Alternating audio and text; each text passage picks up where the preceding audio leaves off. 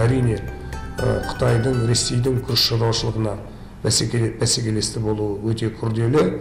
Соған қарамастан біз осы бағытта жұмыс жасап жатырмыз. Биыл ерекше тамаша өнім жиналды орташа есеппен. Сондықтан біздің болашағымыздың, бағытымыздың дұрыс екендігінің дәлелі болып табылады.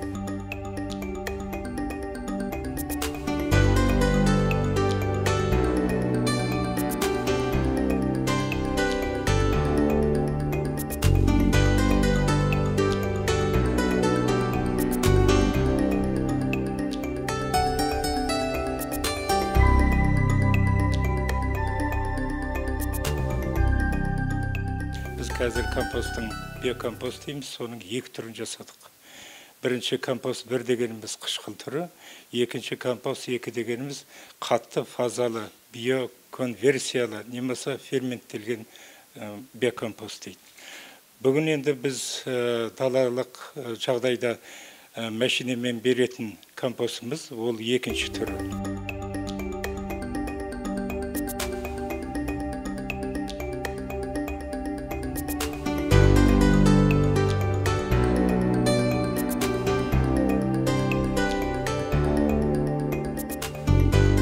Екінші сорт ретінде бұны егуге болады. Өйткені өзі әр шаруашылықта кемінде 1-2-3 сорт егілу керек. Солай ұсынылады. Өйткені қолайсыз ауа райының жағдайлары, басқа бір жағдайлар болғанда, аурулар пайда болған кезде, мына 2 сорттың біреуі неғұрлым бейім болып, сол бәрі бірден құрып кетпей, бір сорт аман сақтап қалуы мүмкін.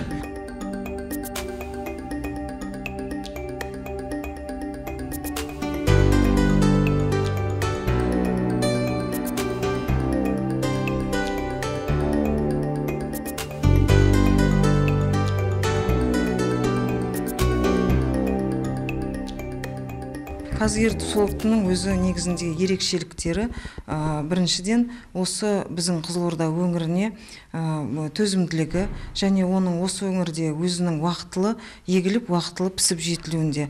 Бұл қазгер сортының өсу дәуірі негізінде 105-107 күн болып есептелінеді. Бұл маржанға қарағанда 5-7 күнге ертерек пісіледі. Содан соң бұл қазгердің тағы да бір ерекшелігі, бұның мысал үшінге маржан сортының қылтанақтылы болатын болса, бұның қылтанақсыздығы.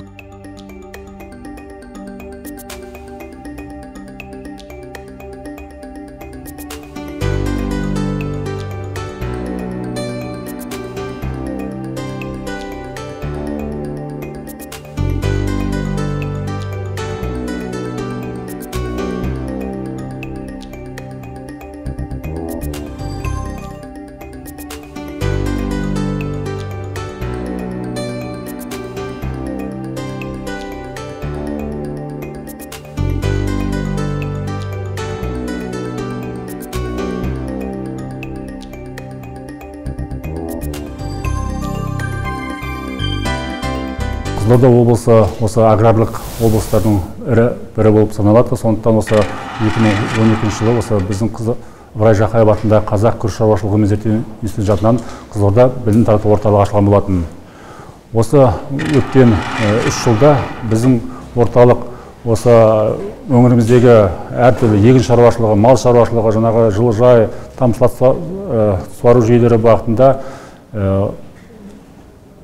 40-қа жуық семинар өткізіп, одан 1200-дей сала мамандары біліктілігін жоғарылатты.